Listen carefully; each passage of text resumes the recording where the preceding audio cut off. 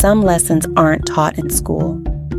They're woven into the fabric of home by the hands that love you.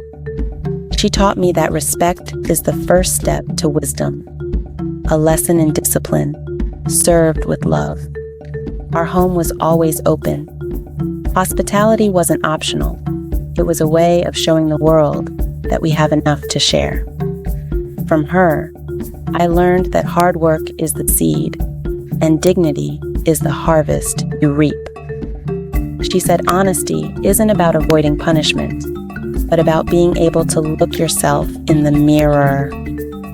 Contentment, she showed me, isn't having everything you want, but wanting everything you have. The strongest people are not those who never fall, but those who find the courage to forgive and rise again. And so, the circle continues. These lessons on unity and love are the greatest inheritance we can pass on.